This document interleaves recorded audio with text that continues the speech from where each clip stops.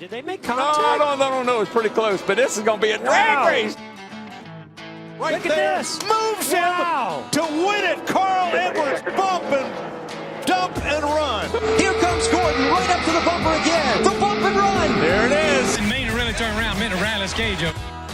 Yeah, welcome to the Bump and Run podcast. I'm your host, Michael D.Y., joined by my two best friends, Matt the Statman Reilly and Eric Daytona Ron. I hope you guys had a great weekend. Hope you guys had yourselves a Kevin Harvick type of weekend. I didn't even have to change my sheet for this week. The winner was the same, going back-to-back this time in Richmond. And we have a great podcast set up for you. Of course, we got NASCAR news, our race review, our checkers and wreckers, our pick-a-lane debates, and of course, our weekly betting segments. We're heading to a road course. I think you know who I'm going to pick at the end of the day. But we'll get to that a little later on in the show. Make sure you like, share, subscribe, do all that fun stuff. Available every Monday night, Spotify, Stitcher, all those places. bumpandrunpod.com and YouTube every Tuesday morning. Fellas, how was your weekend? I saw Daytona Ron on Saturday. Matt, how was living the dad life this weekend? Good, man. I'm starting to get a hang of it, I think.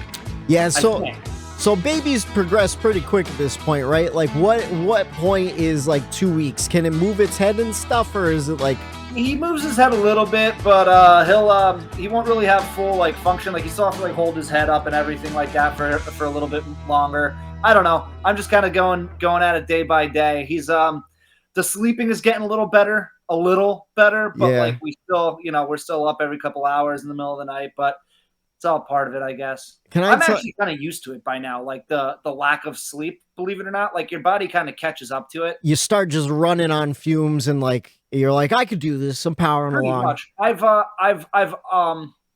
You've entered I'm like on the fight or afternoon flight. coffees. I'm Yeah. on the afternoon coffees now. That never was a thing. I always kept my coffees for the morning time, but now like an afternoon coffee is a necessity. You're doubling up. You got to keep it rolling as well as you can. You know, the thing with kids, the head thing, that always scares the shit out of me. The little fun fact: my brothers had 2 kids. I've never held them when they were babies. I've never held a baby because I'm afraid that I'm gonna do it wrong. Like I can't even hold the cat the right way. Like I feel like I pick up cats wrong all the time. Like don't even put a baby in my hand. Dude, You know? So you'd be surprised on how many of our relatives are like hesitant or downright refuse to hold the baby just because of the same reason. Like, man, they're fragile. But Yeah. so before this kid came along, like I never held a baby like ever. So like 2 weeks ago, they hand him to me when he's first born. And I'm like all like cradling him and everything. Now I'm like walking around with him in my forearm and like just like waving him around. You'll be like that guy at the ballpark holding your kid and catching a foul ball with a beer in your hand. I'm confident I could do that. Nice. As a matter That's of when fact, that dad power comes in, man. As a Right matter of there. fact, That's when the Eric, dad come power over. comes in. come over tomorrow. I'm going to hold the kid in one hand. You just start throwing footballs at me. Let's see how good this can go. How about you, Eric? How was your weekend? I saw you Saturday night, a little cookout action, but Yeah, we had a hell of a time on Saturday night there at the Birdie compound. Little cookout down there. Luke's dad came back from Florida, so he hasn't seen the boys in a little while. So we went over there and we tied one on Saturday night. Had ourselves a good time out in Luke's backyard. Then Sunday, didn't plan on it, but it was one of those like things that just organically happens where people's coming up to your house to watch the race. So we watched it in the garage again, and it was a little different experience this run around with everyone in the garage, and I'll get to that a little bit later on. But overall, it was a great weather weekend here in Northeast PA. So It was. trying to be outside as much as we could this weekend. Just we had a bad heat wave come through here, so it was nice to have the temperatures get down into the 60s at night, open up the windows, and the sleep has been great. Eric, it's starting. We're getting closer and closer. It's starting to become football weather outside. Oh yeah, you could sense it. I can feel it in my bones. It's getting football weather. Yeah, I saw preseason football's back too, and Matt, your team's doing your team. We're not going to talk about it. We're not going to talk about. But no, I agree. I took advantage of the weather too. Finally cut the grass for the first time in like 2 months because everything's just been dead. And then my girlfriend went to cut her grass and realized You remember earlier on in the summer, we couldn't get it started. I had to rebuild the carburetor. Had to do it all over again. Miserable Saturday doing that. But I cut the grass later on after that. I got that all done. And then I power washed the house. Felt like a man. Got those sidewalks extra clean. But Wait, now, you said it yesterday in the Snapchat, and you're right. There's certain things that you do as a man that's just like, man, I feel a little extra manly today. Oh, yeah. Power washing is definitely one of them. yeah, there's just something about it. You know what also made me feel like an old man, though? My back today from bending over and hunching over. Oh, my goodness, was it in rough shape. Not as rough as I felt watching this race, though. We'll get right into it, but let's jump into the NASCAR news. Not a whole lot to talk about in terms of the amount of stories, but some pretty big stories. One of the worst kept secrets in NASCAR, Noah Gragson moving up from Xfinity Series into the 42 car, replacing Ty Dillon at that Petty GMS next year in 2023. What do you guys think about that? Especially you, Eric. I want to know how you feel considering now Noah Gragson's going to be one of your teammates. Well, first off, let me just start with thank you for your service, Ty Dillon. You made the beginning of this season one of the most fun beginnings of a season ever because you came in here like you were a wrecking ball. You were smashing up everybody. It was a bar fight at all times with Ty Dillon. Ty Dillon was the most entertaining thing at the Busch Clash. It was phenomenal. He still is. He had some run-ins yesterday. He had some decent runs. And I have to give him credit for kind of maybe rubbing off a little bit of that on Erik Jones, who is more of a timid, not really outgoing, aggressive driver. He kind of, tends to just stick to driving and that's it. And I've noticed this year a little bit more, enthusiasm in Erik Jones a little bit. And I think maybe a little bit of Ty's style rubbed off. So Noah stepping in for that, I think he fills those shoes perfectly. I think he's going to be good for the sport. I think he's going to be good for the team. The more eyes on somebody like that is generating it for himself, that's just going to help the team in general.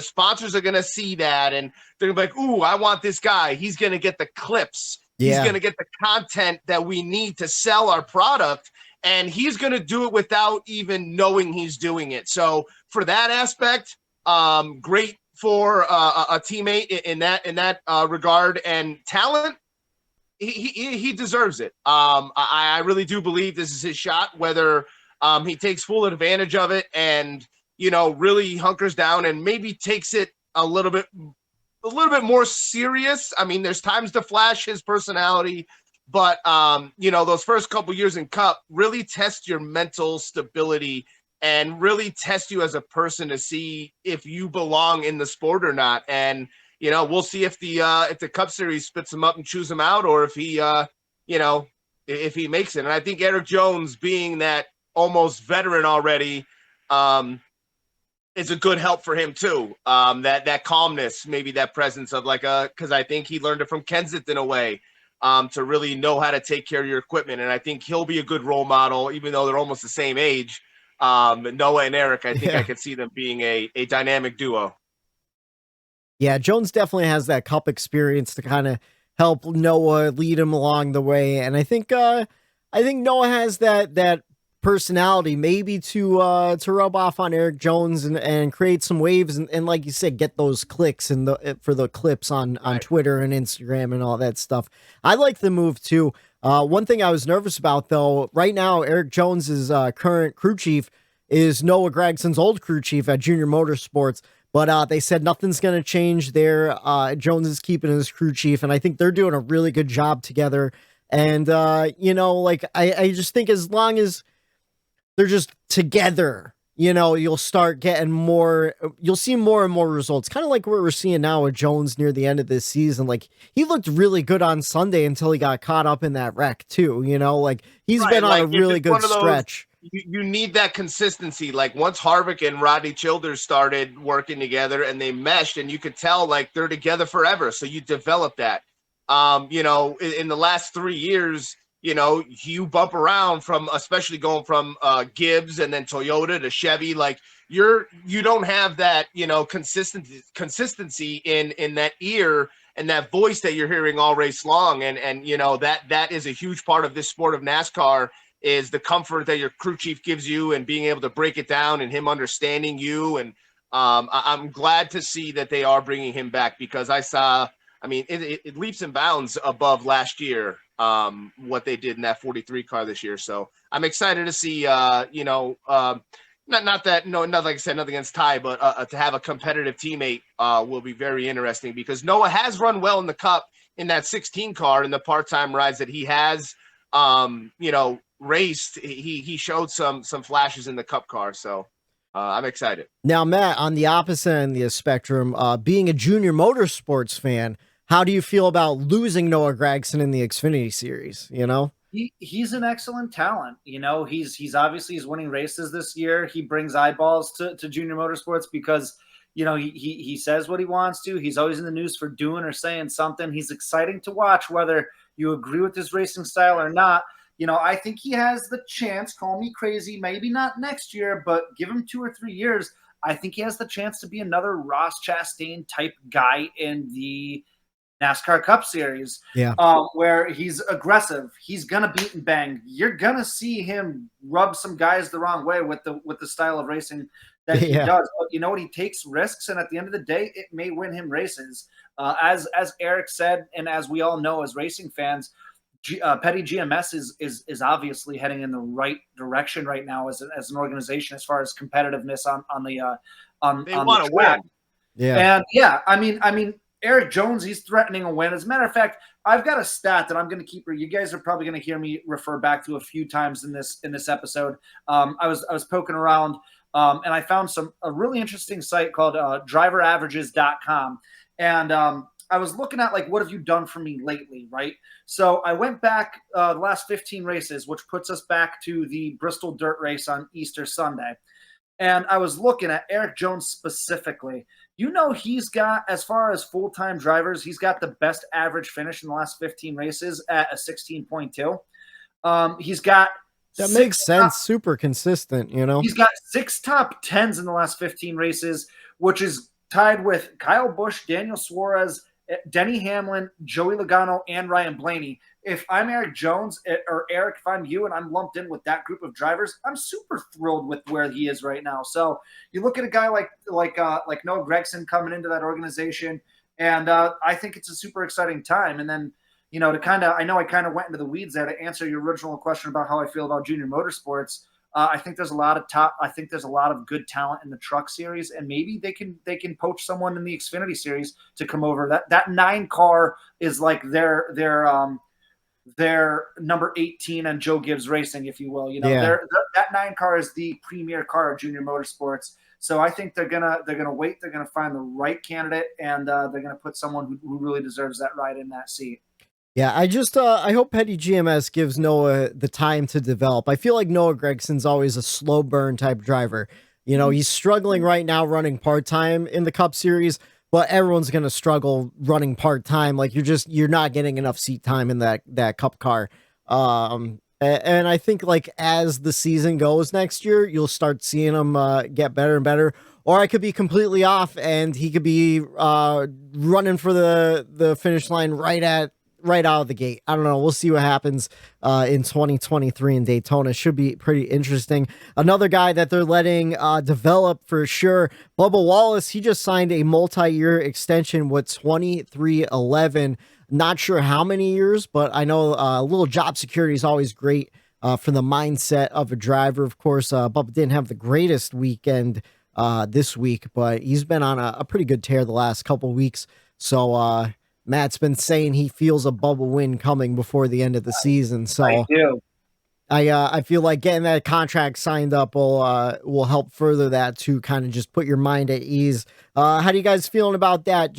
I just it's one of those things. I feel like it's kind of expected. Well, Bubba, I think I texted this to you guys earlier as we were talking about this when we found out he was being extended. Was that Eric Jones going to the 43 made me dig a little bit deeper into that organization and how they were run, and we kind of all figured out what was going on there. Yeah. And until Maury Gallagher, stepped in and it became Petty GMS, that team was not running to win races at all. That was just to generate a profit for the investors that were in there. Yeah. And I felt bad for Eric Almirola, Bubba Wallace, those drivers that were in that car stood absolutely no chance at winning a race back then, because the team and the organization, they were just blowing smoke up their ass saying, yeah, every week we're going to try to be competitive, this and that.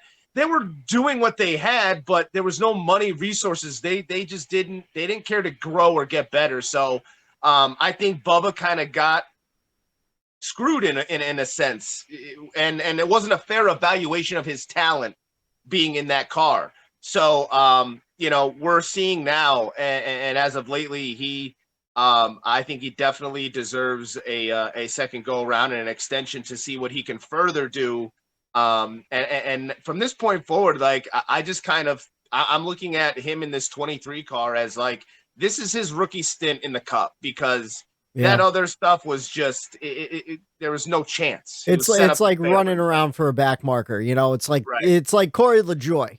You'll never know what kind of talent Corey LaJoie is, because he's always been in a Spire or a Go Fast car. Like, just the money's not there, and now Bubba's in that situation, and you see him evolving. You see him getting better as the year goes on too. So I think it's a good move for him.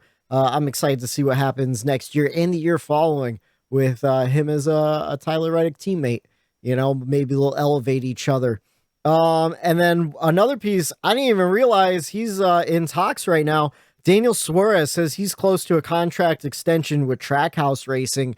I didn't realize his contract was already up this year, but it makes sense. I'm assuming they'll come to terms with a deal. They seem to be pretty happy with each other. What are you guys thinking about Mi Amigo and Trackhouse getting close to inking a deal here? Much deserving. He's proven that time and time again this year. Yeah. Keep the momentum going. Why change anything up? There's obviously a special bond there, and I think they need to keep that intact. Just another guy I think just needed some time to develop. He got brought up to the Cup Series super quick, and he was in that Joe Gibbs pipeline where they kind of just, young guys get chewed up and spit out real quick. He went over to SHR, didn't really stand a chance coming into there, and got bounced around a couple times. I think it's great though that he has a place that seems to appreciate his racing style and his racing craft. But that's all I have for NASCAR news. I have a little NASCAR history for you guys. Monday, June 19th at Pocono.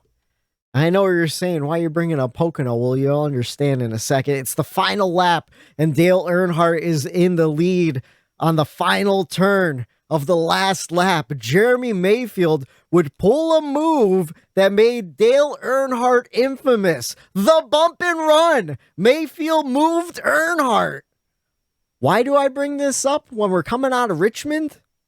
Well, before yesterday, that was the last time that the Mobil 1 Pegasus logo was in victory lane, until yesterday Kevin Harvick brought it back to victory lane. Wow. And you know what the Pegasus is a symbol of?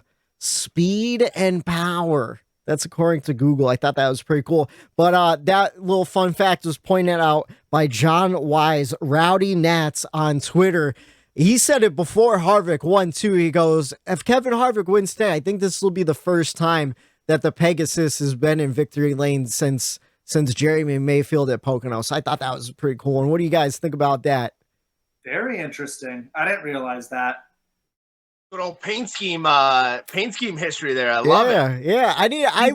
Harvick ran that paint scheme before too, earlier in the season. Yeah. I remember it was a sharp looking car. I forget where he ran it. But yeah, no, good to see some old school Pegasus back in victory lane. Yeah, I thought it was super interesting too. It's like, man, how do you even remember that? Like I wouldn't be able to pick out that logo. Yeah. I have such a hard time remembering stuff like that, dude. There's not a prayer I would remember that. And that was a beautiful looking car. I know our buddy, your cousin Shrey, is looking forward to buying yet another race win diecast. He's probably bought just as many diecasts as I have this year, and I have about 8 on pre-order right now. It's getting a little also ridiculous. Sleeping out in the shed with the animals? No, not yet. That is not where he's leaving them. No. Okay, all right. But his wife might start making him sleep outside that big old fire pit he made. That'll keep him warm at night. But that's what I have for NASCAR history. You guys want to jump right into the race weekend at Richmond? We had truck race. No, really. Yeah, no, we don't. We can talk about Watkins Glen next week if you want. All right, heading to Watkins Glen. We're heading to wine country on Sunday. No, we were down in Richmond. There was a truck race Saturday. Me and Eric, we didn't get to see it. We were out in the backyard partying at Luke's house. How about you, Matt? Did you catch any of it at all? I think it was like a late one, wasn't it? When was it? Saturday night? Yeah. Yeah, it started at 8, I think. I'm guessing you didn't see any of it. Saturday. It was Saturday night. Yeah, 8 o'clock it started. I was at I was at my in-laws' house. Well, you didn't miss much because Chandler Smith led twice for 176 laps. The only other person to lead more than one lap was Majeski, and there was only 3 leaders in that race. Jeff Gluck tweeted on Saturday night, quote, "That was indeed a race that occurred." And I took that as I don't have to go back and watch the highlights of that one. You know what I did? So we did get home. We got home, I don't know, whatever, maybe 9 o'clock. And she was taking care of the baby. And I might have watched like a couple laps. And I literally said to myself, I'm not wasting my time with this. And then I put on UFC Fight Night. There you go. But much better time use right there. Yeah. Yeah. I remember I asked Whitey, I'm like, man, the trucks are on tonight. I go, what time's the truck? I go, put the trucks on. You go, it's already 10 o'clock. It was, because I went to put it on. I go, oh, bud, the race is over. Chandler Smith won. But it was a good Saturday night, hanging out by the fire there. And then it was a good Sunday. If you're a Kevin Harvick fan, he led 2 times for 55 laps. Bad Sunday if you're a Joey Logano fan. I think he should have won that race. 3 hours, 3 minutes, 27 seconds. Felt like 6 hours to me. 5 cautions for 28 laps, 16 lead changes among 9 different drivers. Most of those were on pit road and pit strategy lead changes. Kevin Harvick, Christopher Bell, Christopher Buescher, James Hamlin, and William Clyde Elliott. Your top 5. 2 blocks? No, William Clyde Elliott, not Slick. Oh, I heard William. I'm sorry. I'm bouncing around screens here. It's because I said Christopher and James. I wanted to throw in the proper name for Chase there. That's right. That's his name. William Clyde, right? Something like that. Anyways, I thought it was a snooze fest. We'll reflect that in our race grades. Matt, you looked at the Jeff Gluck poll. Oh. Am I blowing out? Can you guys hear me? Wow, I think I need to replace my cable. I apologize for that. Better. You saw that Jeff Gluck poll, though, didn't you? Yeah. So what was it the last time you checked it? It was. I checked. What time did I send that over to you guys this morning? Probably 9:30 in the morning. I And think it was like at 63. It was at like, I think it was higher than that. I think it was like 83% yes or something like that. I could check again. Is that what you want me to do? No, I just want to know. Apparently, a lot of people liked it. All 3 of us did not. Let's jump into the race grades, though. We'll start with Eric. He watched it in the garage with some of our buddies. How did you take in the race on Sunday? Well, I was giving Richmond a clean slate in my mind. I was giving it a fresh opportunity to reel me into the TV and keep me there. Yeah. I know how, if you listener of the show, we kind of shit on Richmond quite a bit. And, I kind of tried to not let that creep into my head on Sunday to watch the race. And I really, really genuinely was excited for this race. My my buddy Colin was coming up. He's a Truex fan, a lot on the line, excited, see what he could do. And it didn't even reel me in, let alone keep me glued to the TV. Yeah. And I gave it a D. Just because I've watched a lot of races in my garage this year. Quite a few, actually. And with a very, diverse group of people, different people, and some of the same every week. And I kind of like seeing their reactions every Sunday. It kind of gives me an inclination of like where the sport is and how exciting a certain track is to people that aren't us, kind of nerds of the sport, if you want to say, and as devoted as we are, and you could get a general sense of what tracks do put on just a good show, great entertainment for anybody that's watching. And man, on Sunday, nobody there was none of us were like excited to watch it. I sometimes will try to take a dull race and explain it to them, like what is going on and like why this is going on. And it just here's the little details that make it exciting that you might not see. The strategy, was it a strategy race or wasn't it a strategy race? Was it a fuel race or wasn't it? There's just everything that normally Richmond is. It almost was like a little bit of every single one of those things, which made it just like a boring blah and just background noise. I think we found ourselves just having on the background, I think we ended up playing cards or something as we were there. And it was just what's going on? It was, just the overall vibe of the garage was down this week as well. And it was just that was weird to feel. And we all went into it excited. Obviously, I wanted to bust, Colin about Truex and see what he had to do. And that battle wasn't even there. I don't know, just an overall, just a disappointing day at Richmond. It just did not keep us glued to the TV and our ass in our seats. So I was disappointed. How about you, Matt? Are you feeling the same?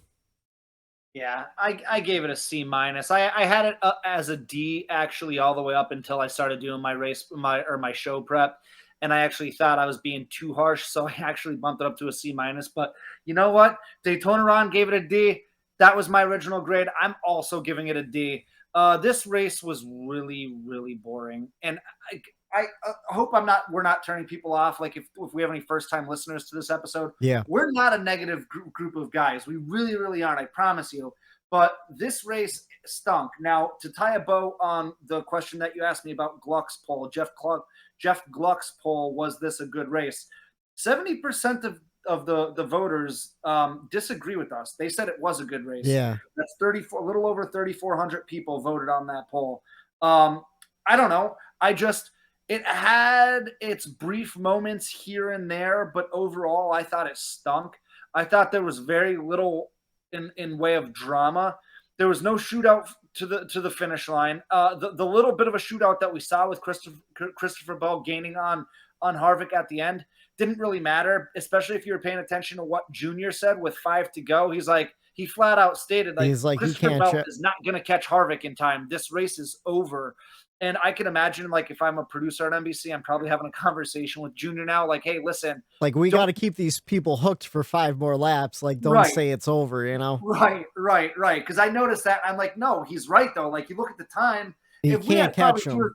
If we had 2 or 3 more laps in that race, we might have had ourselves a hell of an ending to that race. But that's just not the way the cookie crumbled.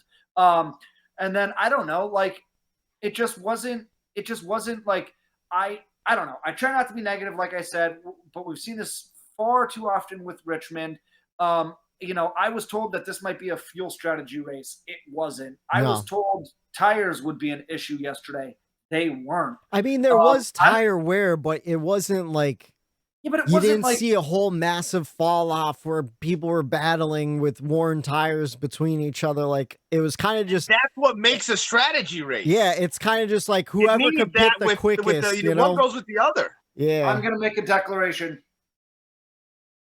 Richmond is dead.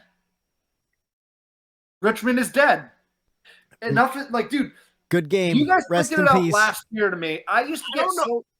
Like, why do people hold it in such regard? Is it because of the history? Like, it's just because it's been around a long time? Like, is that like? I think it used to produce really good racing, especially that night race, like in the 2000s. Right, but if like it's Tony not Stewart anymore, winning. like I just don't understand why we're holding on to it and like treating it like it's like this, you know, this huge monumental race that like it hasn't been producing. So like, I don't know. I'm in that mentality of what have you done for me now? And it's like I think Pocono has done more now recently, you know, than a lot of these tracks that we keep going back to and trying to give it a chance. And it just, I don't know, like Richmond just I don't know. It just didn't produce the top. There wasn't even multiple grooves. Like the top was the dominant line. Like you were on the bottom, you had to slow down way too much. And the runs that people were getting on the top, I guess now that I look back, yes, they were cool. You could get a run on the top side, but like if you had two guys in front of you, you either had to let up or smash into the back of them. So you couldn't really use the run because the bottom, you had to stay up there. And then I don't know. It just Richmond for some reason they hold on to it. Yeah, and they've got these 2 dates, and we don't know what the 2023 schedule looks like yet, but I can almost guarantee you Richmond's still going to have 2 dates next year. Oh, yeah, probably. I hope I'm wrong. Hopefully they give that date to a different track. You know, no offense to the great people of, I'm sure the great people of Richmond, but like there's tracks like Eric said, like I know we're biased. But like Pocono, like Dover, like Homestead, we have nothing to do with Homestead, and Homestead puts on great racing. I would love to see a second race at Homestead. Yeah, I would love to see tracks like that. I think deserve a second date over Richmond. Like Eric said, like is it the history? What is it? Like at some point we've got to say enough is enough and let's move on. I mean, I thought Richmond 1 was better than this one because the actual strategy started to play. You were able to see the actual strategies playing out. The tires, you could follow it. And like, I know Moody, Dave Moody on Twitter was like, oh, like you had, like he basically said, like, yeah, it was a strategy race. You had to follow it, but you had to follow it like a little bit more than you normally do. Like, dude, like, no, like it was, the strategy just wasn't, when you have to pay, like the first one, like when you have to watch a race that closely. Now we all watch every single race or every single lap of every single race, cup race.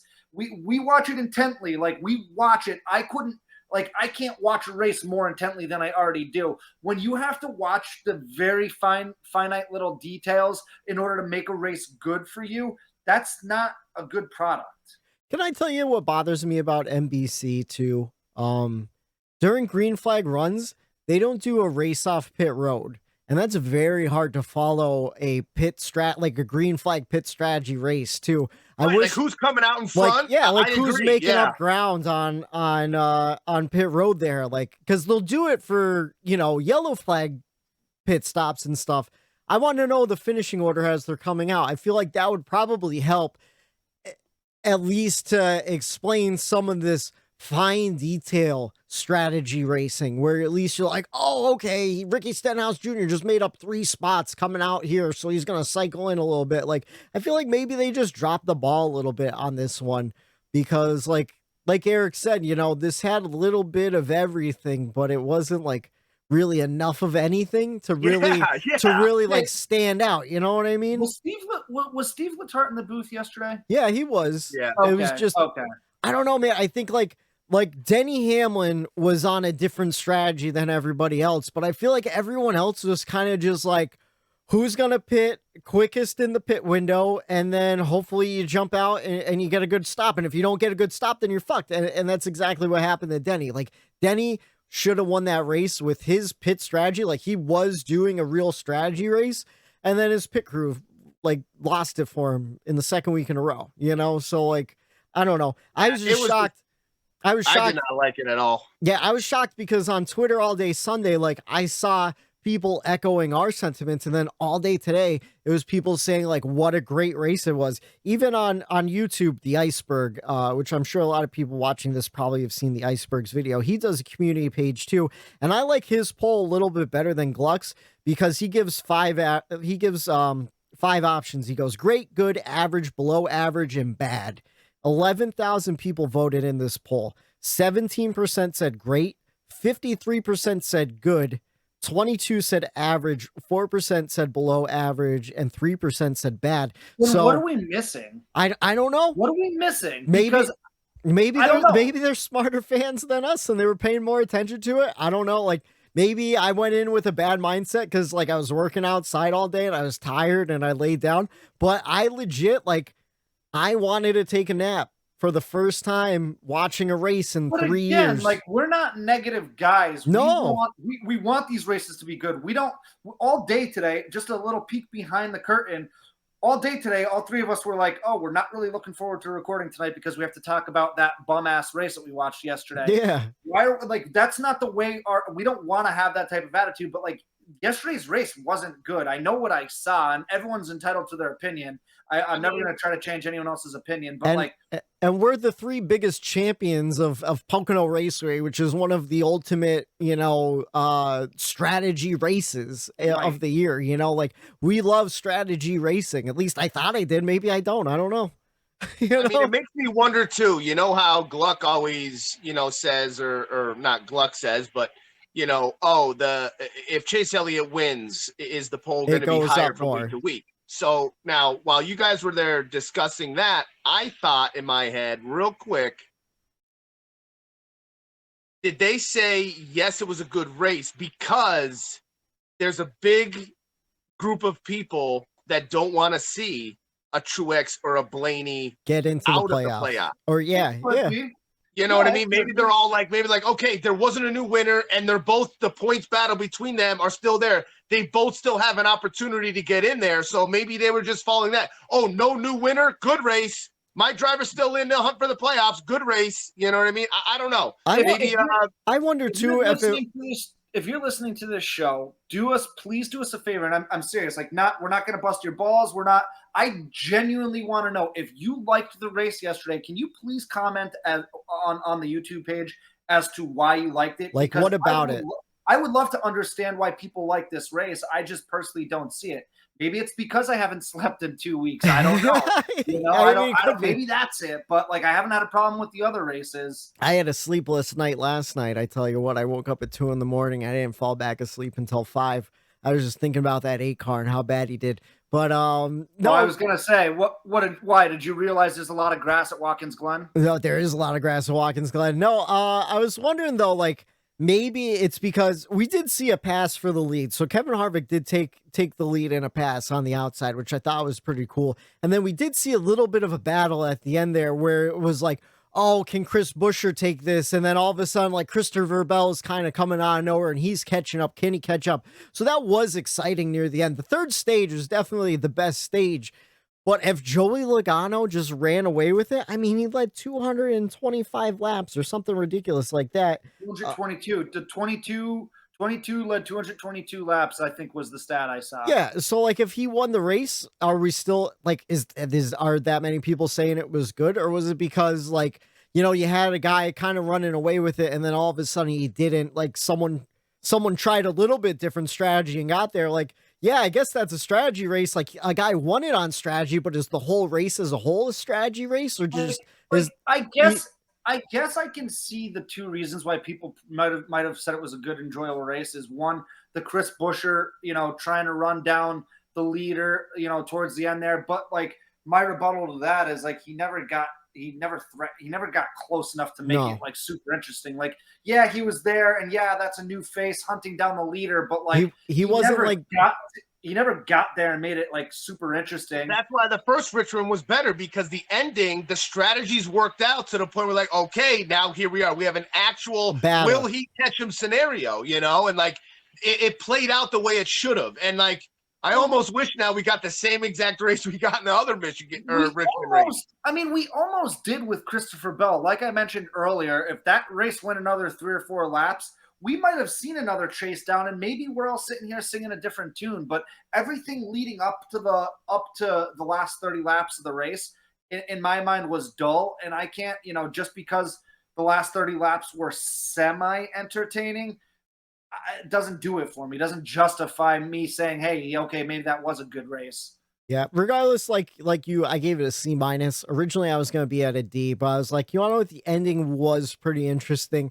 The thing that kills me though, and I say this to you guys all the time, whenever we get like, oh, there's gonna be a big news announcement on Tuesday, and we all start texting each other like, oh, could it be this? Could it be this? And we get excited, and then I take a pause and go, we like long buildups and disappointing drops. Like, it's always this big buildup and then a disappointing drop. I feel like that's what Richmond was. It was this buildup and then a disappointing drop, and like that was it. It was over.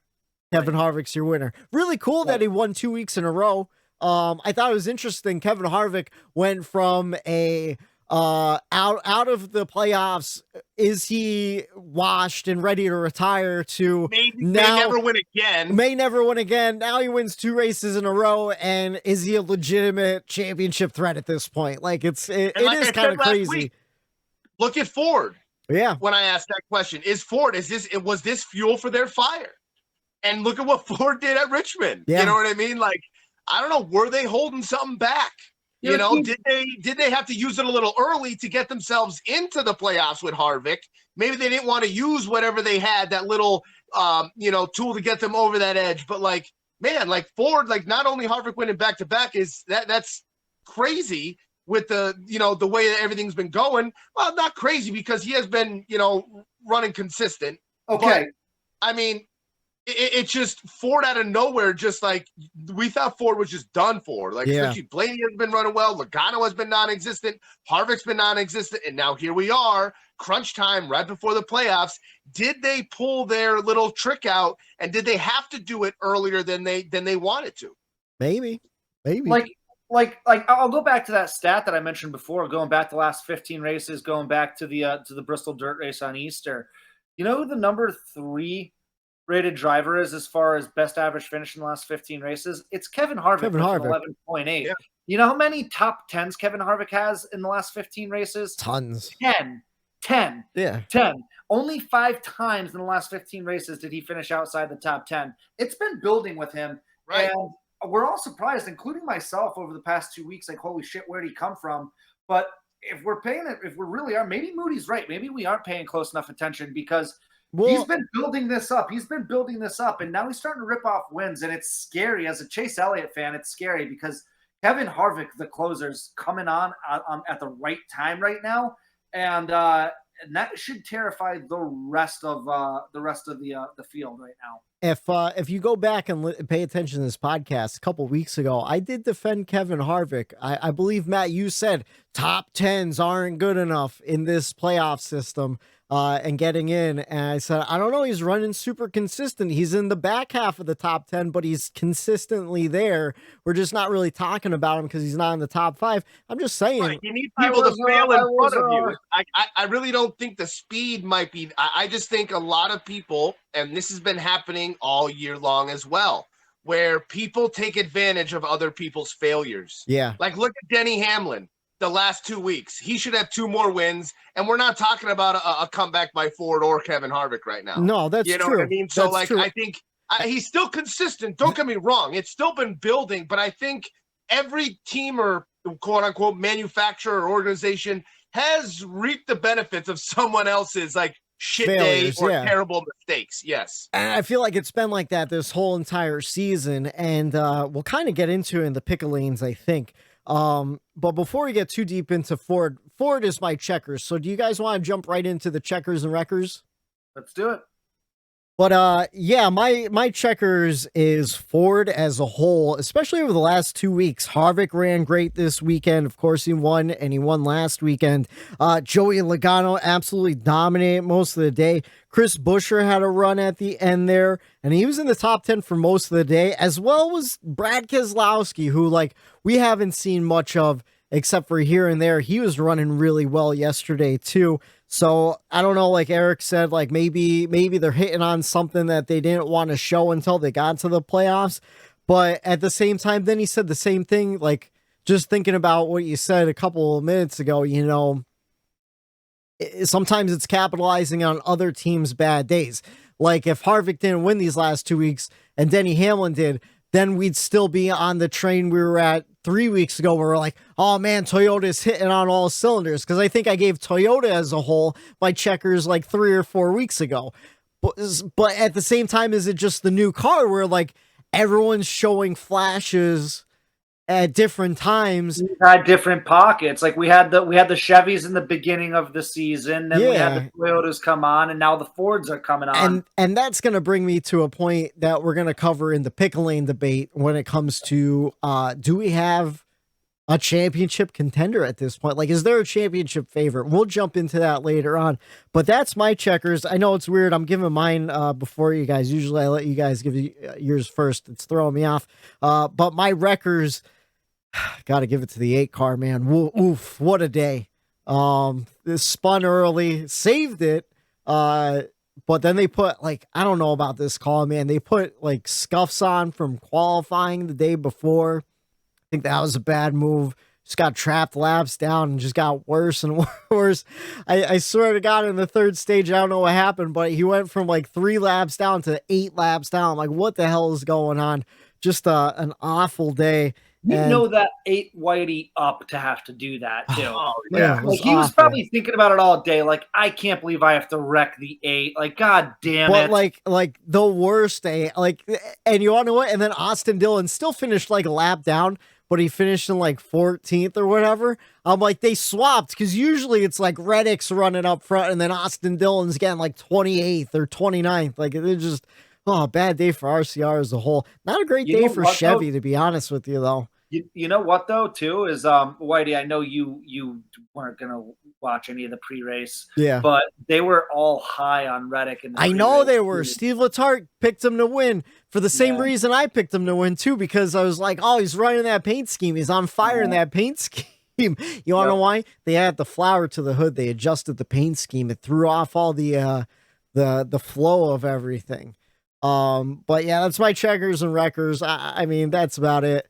How about you? We'll start with Matt because Eric went first for the grades. So yeah, Matt, what's your So my checkers goes to we briefly touched on it before, that battle between the 18 and 45.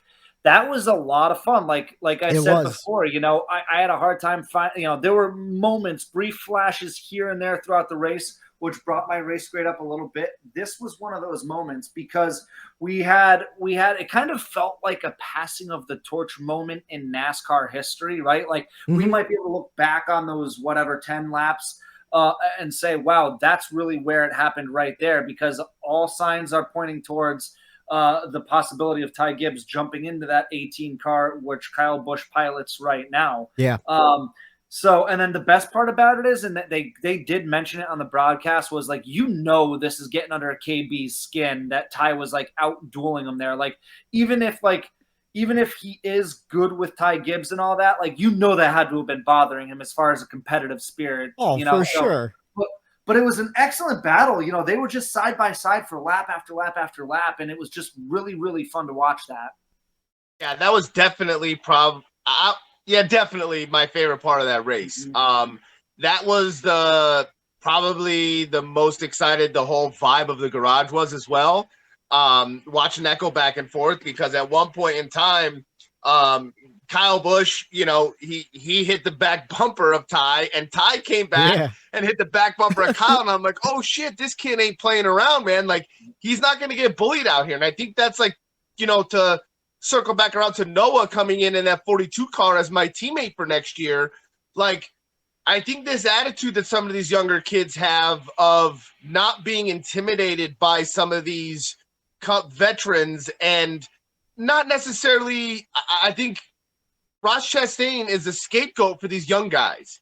Ross Chastain is almost paving the way for what not to do as a Ty Gibbs or a Noah Gragson coming up into the Cup Series, and like, he's almost giving them a lesson in how to enter the Cup Series and when you run well in the Cup Series and how to act. So that was probably one of the most exciting, like, thrilling parts of the race. Like you said, Matt, I thought about changing my grade as well, because as I look back, some of the runs on the high side that some of these people had, like Logano especially coming off, and there were some flashes, but not enough consistent ones for me to change my grade.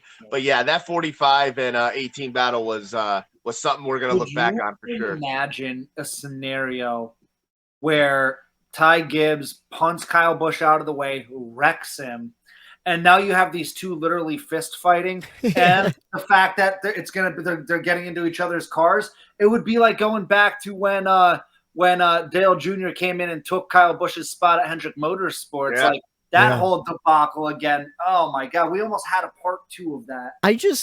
I feel like if you're Kyle Busch, he's 36, 37 years old.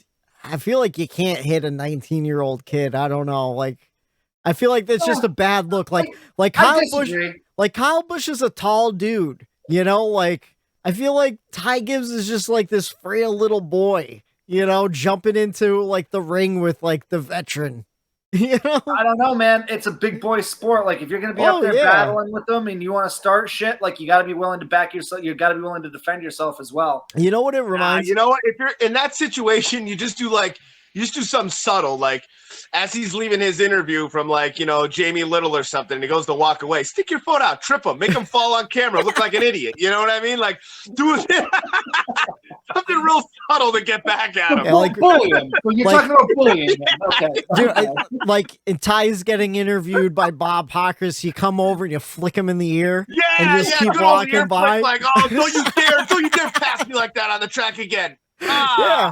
That's what I'm talking about. You know what it kind of reminded me of? Kurt Busch tells the story all the time when he got in a close encounter with Dale Earnhardt in one of his first starts, and Earnhardt just like flipped him off and was like, "Don't you do that again?" You know, it's like one of those learning lesson type deals. You know, who knows? Maybe in 15 years, Ty Gibbs will be talking about the time that Kyle Busch humbled him. Or I'm sure they talked about it in the bus lot there. He was actually just on the Dale Jr. download. It was a pretty good interview. He talked about Kyle Busch giving him advice when it comes to talking to the media. You remember, like, it was right after Daytona. He said like, "Oh, this isn't even real racing." It pissed a lot of people off. Kyle Busch is like, "Buddy, you gotta like calm down a little bit, like relax." Even with some of the bump and runs he's done and like running over people, he's like, you got to relax a little bit, which is interesting to hear Kyle Busch being like, hey, you know, maybe be a little bit nicer on the track. Kind of ridiculous if you think about it. But how about your wreckers? My wreckers goes to Ricky Stenhouse Jr. That move that he made. So he went to go pit. I guess he was carrying way too much momentum, realized he wasn't going to pass over the commitment box. So he went to go back on track. Yeah. But he ran right into the rear left corner panel of the 19 of Martin Truex Jr. And I don't know. We've been saying all season how Ricky's been running a lot cleaner. He's been getting a lot better. He's been running good races for Ricky Stenhouse Jr. and the equipment that he's in. And that was just a boneheaded Truck Series rookie type of move that he had. Like we saw those type of egregious moves and made fun of Rick Ware racing drivers. Quinn Houff was famous for doing stupid shit like that over the past couple years. And so I just feel like we can't let Ricky escape here because, listen, he's a veteran of the sport now. Like, he's been a Cup regular he's got to be in year 8 or 9 or even maybe year 10. It's close to that. He's an two-time Xfinity Series champion. You know, like he's got talent. He's got the veteran. He's not Ty Gibbs making his 4th start in the Cup Series. You know, like right, exactly. And that was just a stupid. It was on him, but like, where's his spotter in that moment too? Like, I realized that happened in the split of a second, so you can't really put too much on the spotter there. I think he locked up his brakes a little bit, and that made him super tight and launched him kind of back onto track. I think it made it worse though that it was the 19. It was. It was just the whole thing. It was like bad. That 19. He's fighting. You know, he needs to win there. He's on. You know, this is one of his most important races of the year right here, and you can't have something like that happen. So, I mean, obviously not Truex's fault, but like, it just seems like stuff like that has been happening to these Gibbs drivers where, you know, like even from the beginning with the engine stuff and they were overheating and, you know, it just seems like, man, they just can't catch a break here when they have Kyle Busch getting wiped out last week when JJ Yaley lost, right. Just being wrong place, wrong time for these guys when that can't be happening. Right now. Kyle Busch getting wrecked out this week, because Ross Chastain came up a little bit. He locked his brakes up too a little bit, I think, and got tight. And then, just people putting themselves in places that they shouldn't be putting themselves that early into races too. It's like there's a time and place for this kind of stuff. Like maybe relax a little bit, But how about you, Eric? What's your checkers and records for the weekend? My checkers goes to Christopher Bell because he kind of saved that race at the end there for everybody. Dude had a bad fast car.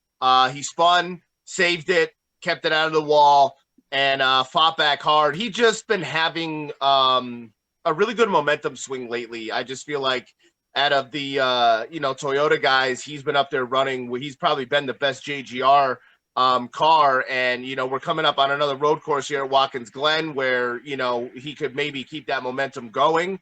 I just have to give him credit for what he's done for me lately, and Seabell just he had a shot, like we said, like maybe 5 more laps he could have maybe cleared that 4 car. And then my wreckers, it was even tough to find a wreckers, and it was funny. Jay was coming over, my buddy, and he's a Kyle Busch fan, and he's walking up my yard to the garage, and we're all yelling, "Oh my God, Kyle Busch to the wall!" Oh, you know what I mean? Like busted. I'm like, yeah. And so as he's coming, because the one week he actually did hit the wall when he pulled up and he was coming up, and he's like, "No way!" Jay's going, "No way!" He goes, "Rowdy's winning this today. Rowdy's winning this today. His grandma's there. His grandma's here today. He's winning it for grandma." And then they had this whole little thing, like where they're showing him like with his grandma, she's sitting in the car and like doing this whole big thing. And we're dying laughing because Jay's just like, nope, how he's definitely winning this race. Rowdy in the 18 car, grandma's here. He's not losing this race. Yeah. And then he goes out there, he gets spun out. He's going after I'm just like, oh my God, in front of grandma, Kyle Busch, you're going to race like this in front of grandma. Come on, get it together, Kyle Busch. Isn't that such the thing though? When you were kids, I don't know if it happened to you, but like you're doing something cool and you want to show your mom. You're like, "Mom, come check it out. Come check it out." Like you're making like free throws or something. And then you just start bricking them all of a sudden. Like, no, I swear I was doing really good. I was on fire. And now I'm like trying to show you like I'd play guitar. I'm like, "Oh, listen to the song you just learned." And then you play it all fucking wrong and terrible. Maybe grandma had Kyle Busch a little flustered being in He did. He wanted to live it for grandma and it ended up biting him in the ass. But Matt, didn't you say you had some stats about Christopher Bell for the checkers? Yeah, I did. So just to kind of back up what Eric was saying, Christopher Bell is on a run. And guys, I promise this is the last time I'll bring up this stat. But again, going back to the last 15 races of the season, what have you done for me lately? Yeah, I like this. I do too. I think it pinholes a lot of really cool stats, and it really shows who's been consistent over these last 15 races heading into the playoffs. So essentially the second half of the regular season. And you've got Chase Elliott with the best average finish at a 9.5. And then who's number 2 right behind him? Christopher Bell with an 11.2 average finish. Nice. He's got 6 top 5s, 9 top 10s. He's led 151 laps. Of course, he's got that win. He does have a DNF, which actually drags down that 11.2 average finish a little more. So that 11.2 might be even a little bit better without that DNF. So he's been a top, 3, 4 best cars over the last stretch of races here. And I think he's going to be a force to be reckoned with. I think he's going to have something to say about who's going to win the championship this year. I really, really do. I think too. I don't remember if I texted you guys this or I thought about it because I definitely did think about it yesterday. Because as he was coming back, I'm like, man, like when Christopher Bell really gets it, he's going to be unstoppable. Like when some of these guys start retiring and it's like his time to shine, like I think he's probably going to be like a multi-time champion. I feel like because he's still real young. He's 26 years old, something like that. Like he's got a long career ahead of him. Think about the young guns that legitimately have a legitimate chance of winning championships and multiple championships. I mean, you've got Tyler Reddick, you've got Christopher Bell, Chase Elliott, Kyle Larson, William Byron, Eric Jones, Daniel Suarez, Ross Chastain. Like the sport's in Ryan Blaney. The sport's in really, really good hands right now. And it gets me super excited to think about that.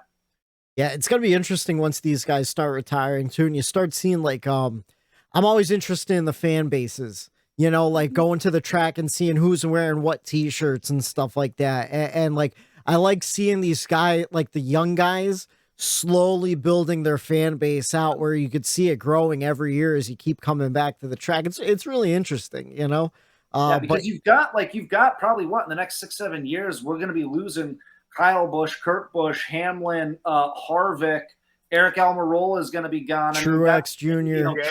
Truex. Yeah, these are going to be. We're opening up the door for a lot of wins to get spread out throughout these youngsters. It's going to be really fun to watch. Yeah, I think a couple of years ago, NASCAR was really pushing like the next generation with like Eric Almirola, Austin Dillon, and those guys. And I feel like those guys are probably the like the last generation.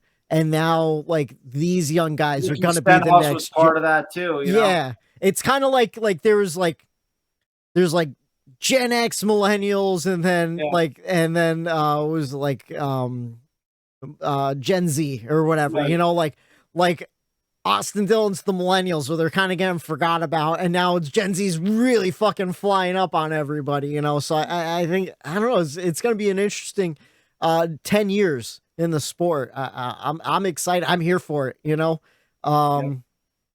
But yeah, you did your records already. It blended together. I forgot because we jumped back. But yeah, that's all I have for pretty much for the race weekend. Do you guys have anything else really to add?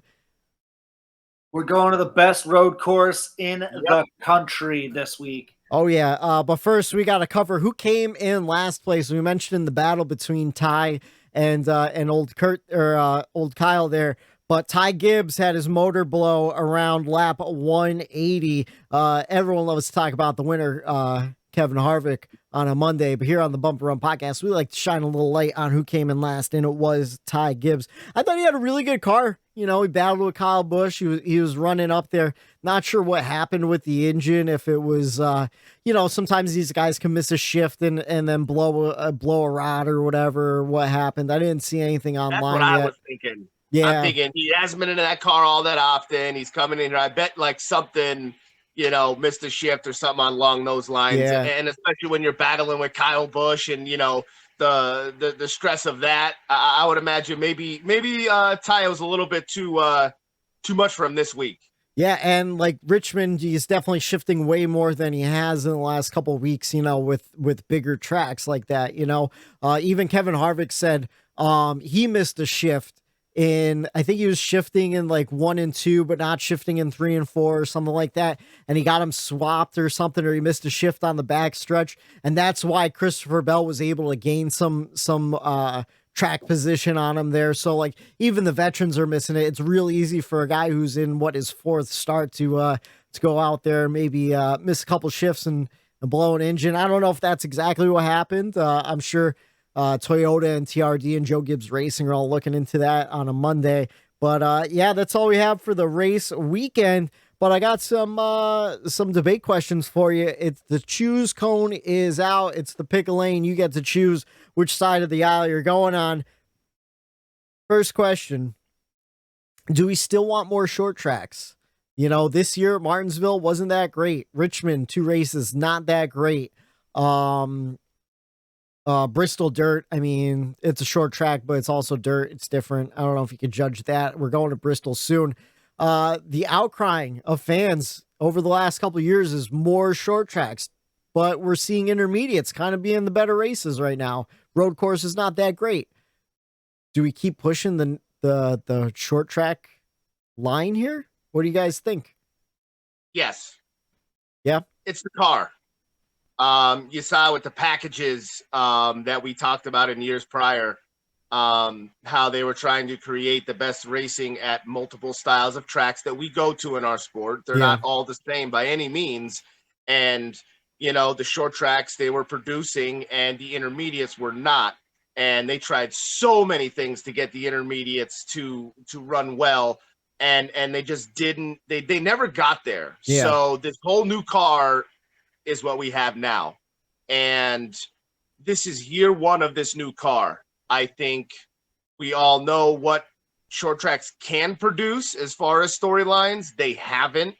I just think we wait for the car to catch up and for the drivers to catch up to the car, and for how many different tires and tests did Goodyear go through over the years to make a good Martinsville tire, to make a good Bristol tire? They had years with that package and that race car setup and how they were built to develop these tires. This is year one for Goodyear and this new rim and this new small tire, no inner tire. Like, I think they need a little time here to develop this car a little bit better, and maybe a tire that it better fits this car for short tracks. But I would hate to not get rid of them or to think that this is the track's fault more than it's the car not producing to the track. The tracks have always produced. Now we have this car that's not. So I think there's one common denominator here, and it's this car being new and why we haven't seen the racing being produced at these short tracks. All right, how about you, Matt? We can't get rid of short tracks, man. We can't. There's, in my mind, it's Bristol and it's Martinsville. Bristol, I know I kind of talked to you guys behind the scenes earlier about what my real favorite track is, and I always say it's Bristol. It's probably a split between Daytona and Talladega. Yeah. In my heart of hearts, the super speedway racing is always going to be my thing. I love it. I love it. I love it. Give me 36 super speedway races. I love it. But I also love Bristol, and it's easy to forget how good Bristol is with us only going to it once, the normal configuration of Bristol once a year now, because it also splits it with the dirt race. So it's easy to forget how freaking good Bristol is. It's so damn good, especially under the lights. It's one of my favorite races of the entire year.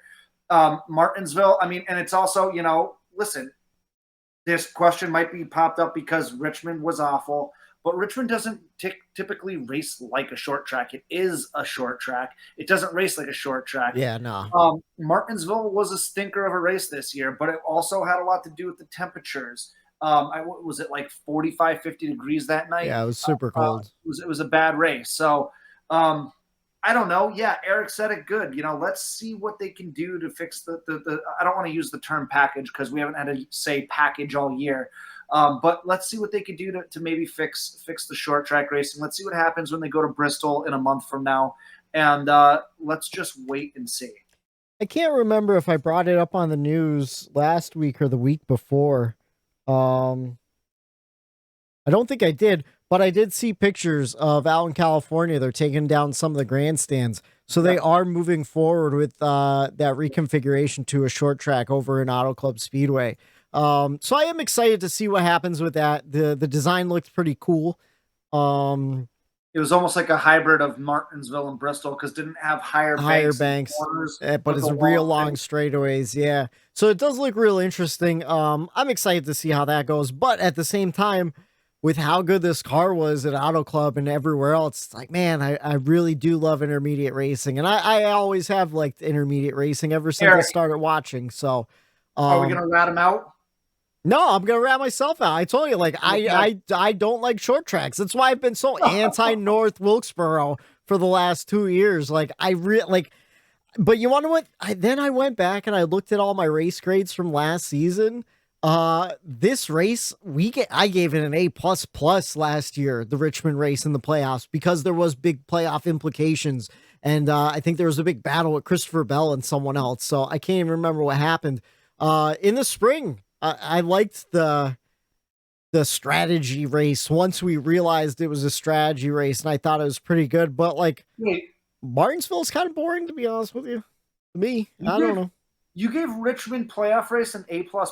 I think so. I think that's what my notes were from last year. I gave it a D last year. Really? Maybe. Are you sure it wasn't the spring race? No, I'm looking at it right now. Richmond spring race last year, I gave a B, and the playoff race, I gave a D. Maybe. And then the same thing happened this year, man. The spring race in Richmond, I gave a B-, and then this one I gave a D to. So I don't know. In the spring, I gave it I think a B-, and this one I gave a D. So like the spring versus playoff, it was the same for me. Right. Yeah. Oh man. It's hard to do it on the fly. I'm trying to search my old emails. But regardless, and stuff. Matt, you have a great point where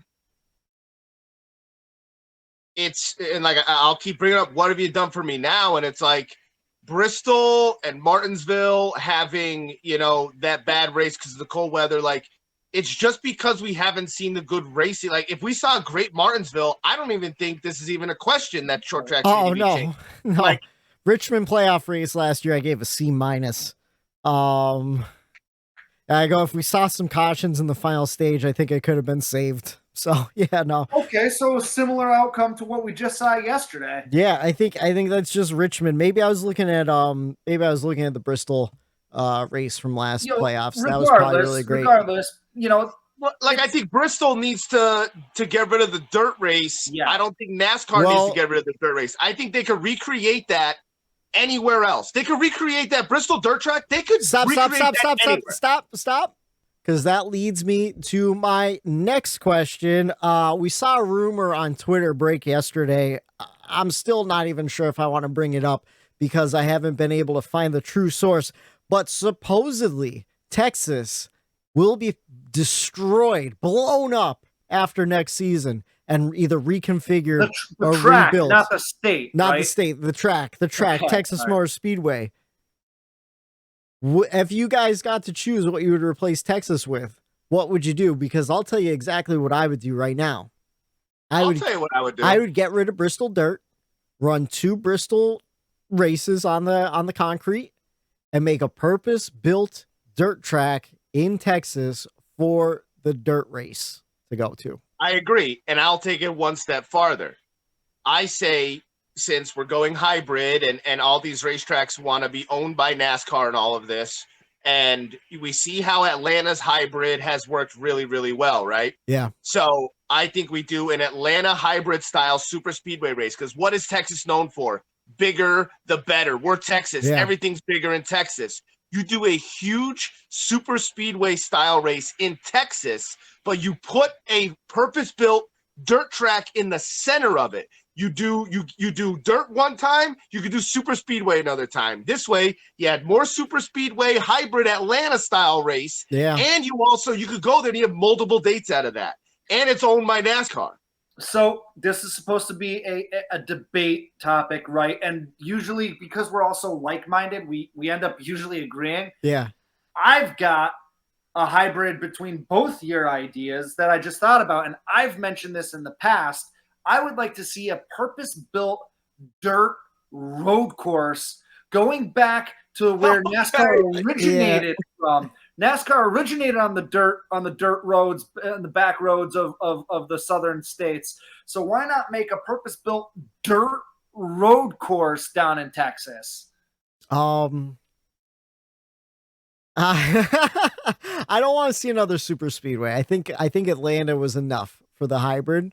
But I would like to see like a nice. Could be a big racetrack. You make it a 2 mile Michigan. You know what I mean? Like make an auto club. Like some. I would do that, and I like the idea of having a purpose-built dirt track in the center, so you could come back twice and have variety at the same spot. The new stadium, you're building a new racetrack, and you want to keep that going all year round. Keep the money coming in. If you have a purpose-built dirt track that the USACs come through, the 410. You have you make that a staple like Eldora and some of these others. Yeah, you have something there with that. No, I think that's a cool idea. Dirt road racing. I mean, it sounds real interesting. I don't know. Can cup cars do that though? Yes, I think they could. Way too heavy. Yeah, I feel because think about dirt was it's gonna be the same thing as when you put when it rains at a road course. It's the same conditions. It's just gonna be super slippery. You look at the rally cars, they're all small little Focuses that weigh about 1,000 pounds. Or they're like stadium super trucks, or they're real super light and tiny. Plus you gotta think like all the dust you're kicking up, how are you gonna keep that track moist? Do you think they were worried about moist conditions when they were running moonshine? God damn it. Wait, you had Roscoe Pico train going in, missing the jump by a half mile and landing right in the creek. Love it. I don't know. I think they're all very interesting ideas, but I would definitely like to see a purpose-built dirt track. And I want Bristol to go back to 2. That way we're getting our short track and we're getting a dirt short track at the same time too. You know what I mean? And then the last pick of lane, Choose Cone's back out. I kind of teased it earlier. At this point in the season, do we have a championship favorite?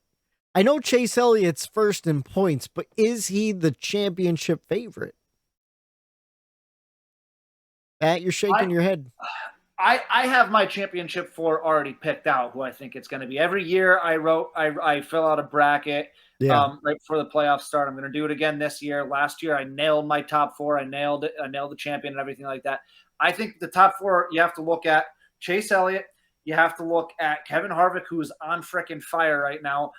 I can't, and I refuse to rule out Denny Hamlin. And I think Ross Chastain, if he can just keep his head on straight and he can get through all the roadblocks that he's creating himself, can still go out there and get himself to the championship 4. So I like a variety of one of those 4 to win the championship this year.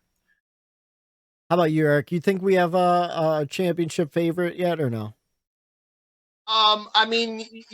Chase has obviously stayed atop of that point standing, so you got to respect that and give credit where credit's due, where holding that down means you've been the most consistent. You've been up there. You've, obviously have the most race wins as well. So plus he's going to get the regular season championship points, the extra points. You just look at that as a whole. Statistically, yes. You look at stat wise, yes. Is there a favorite?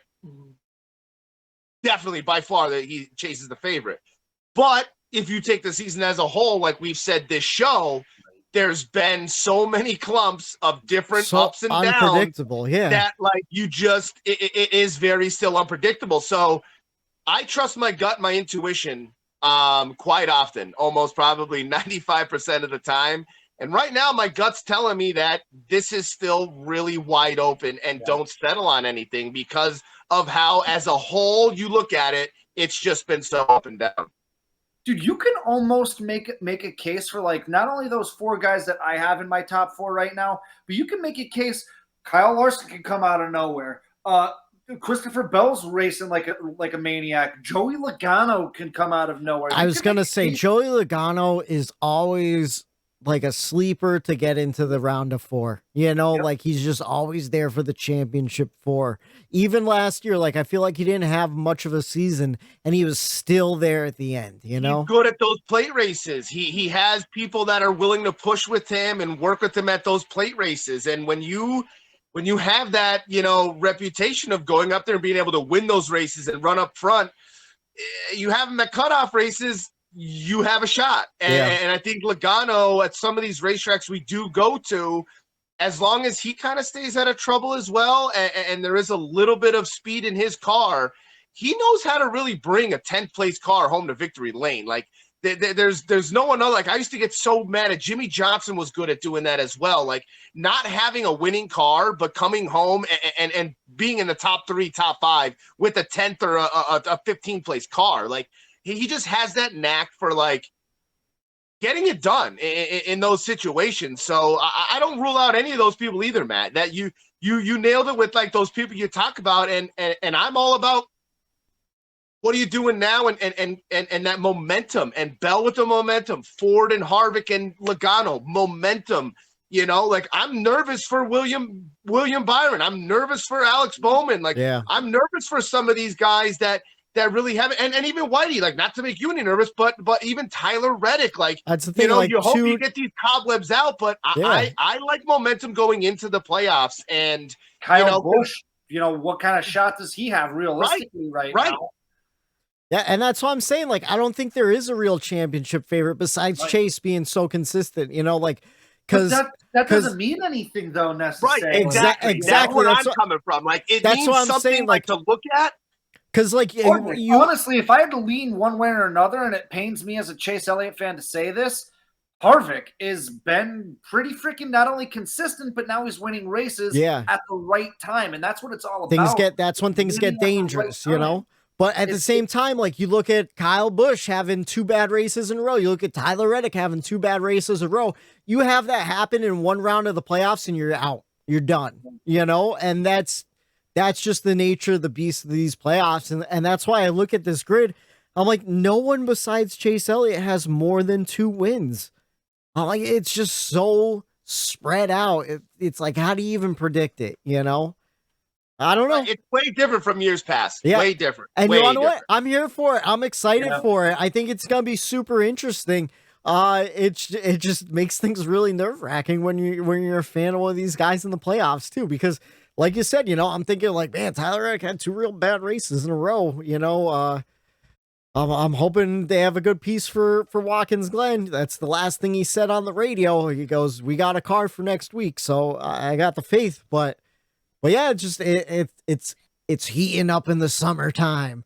But speaking of Watkins Glen, that's where we're heading this weekend. We're heading to the Finger Lake wine country of New York for Watkins Glen Xfinity on track Saturday, 3 p.m. on USA for the NASCAR Xfinity Series race at Watkins Glen. I guess they didn't get a sponsor for this year. And Sunday, 3 p.m. Cup on track on USA for the Goat Bowling at the Glen. To recap our picks from last week, I picked Martin Truex Jr. to win Richmond because I thought he had to. He did not. He got me 31 points. Eric picked Ryan Blaney to win Richmond because we thought he has to, and he got you 38 points. Matt, with the big winner, the most points you could get, he picked Denny Hamlin. He got you 50 points. That also put you within 5 points of the lead. Daytona, I'm coming for that ass, Eric. I'm coming for that ass. Daytona Ron's got 759 points. Matt's got 754, and I am rounding out the rear with 703. But we got Daytona coming up, and if you guys get wrecked out early and my guy gets, you know, a win or something in Daytona, I could be right back in that playoff hunt too. So things are getting exciting in our three-way battle for the point system too. Matt, did the lines come over for DraftKings yet? You want to give that a check? Yes, they did. So the lines are brought to you by DraftKings like they always are. The top 10 to win at Watkins Glen. A lot of surprising people low on this list. So to round out the top 10 in favorites is Christopher Bell and Daniel Suarez, both plus 1,800. I really like those odds for both of those guys who are solid road course guys. Denny Hamlin, Kyle Busch at both plus 1,500. Again, both of those guys. I mean, Denny specifically, I really like those odds. Then you've got Ryan Blaney at plus 1,200. Austin Cindric plus 1,000. Martin Truex Jr., Ross Chastain also plus 1,000. And then you've got your top 3 favorites according to DraftKings. Kyle Larson at plus 900.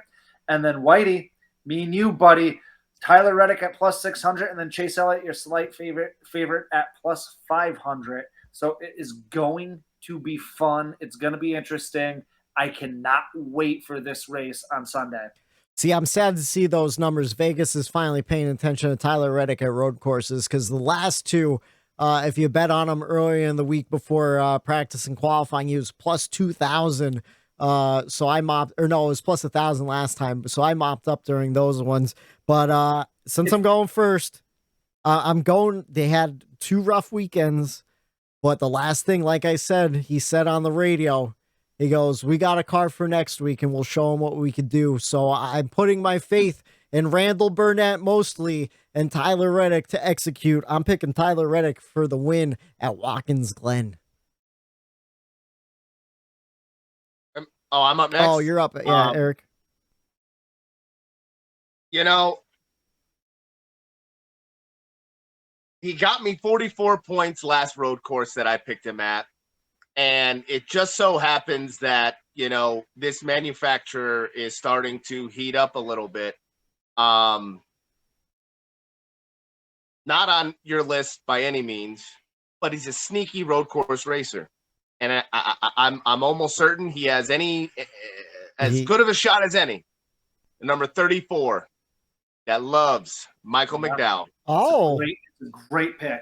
That's a great pick. I thought you were going to pick Ryan Blaney because he got you 44 points in Nashville. It was right above the line on Road America. That's what I looked at. I was like, oh, man. Okay. Michael McDowell. All right. I would have went with Blaney on that one. So, Eric, you said something there that intrigued me a little bit. You said the manufacturer of the guy you picked, Ford, is doing good, and they're rolling right now. and that's why it makes me want to pick Ford this week as well. So, not so fast, my friend. until proven otherwise, there's a king in upstate New York, and he goes by the name of Chase frickin' Elliott. The number 9 is going to find victory lane again this weekend, and here we go because we've got momentum on our side. He's going to win the regular season championship this weekend as well, and we're going to go into the playoffs ready to go. The number 9 wins again up in Watkins Glen. All right, it should be interesting. I'm looking forward to it. Definitely the best road course in the season, as far as I'm concerned. I know Matt and Eric agree. It's the fastest road course we go to. We're 24 races in. We have 15 different winners. Austin Cindric, Kyle Larson, Alex Bowman, Chase Briscoe, William Byron, Ross Chastain, Denny Hamlin, Kyle Busch, Chase Elliott, Joey Logano, Kurt Busch, Daniel Suarez, Tyler Reddick, Christopher Bell, and Kevin Harvick, all locked into the playoffs at this moment. Can Michael McDowell win and make it 16 and knock Martin Truex Jr. and Ryan Blaney out, making a must-win situation at Daytona? Can Chase Elliott get his, 4th win at Watkins Glen? Or will Tyler Reddick get his 3rd road course win in a row? We will find out this Sunday, 3 p.m. on USA for the Go Bowling at the Glen, and we will break it all down for you right here Monday night on the Bump and Run podcast. For Matt the Statman Reilly, for Eric Daytona Ron, I'm Michael D. White saying have a good night. The Bump and Run. There it is.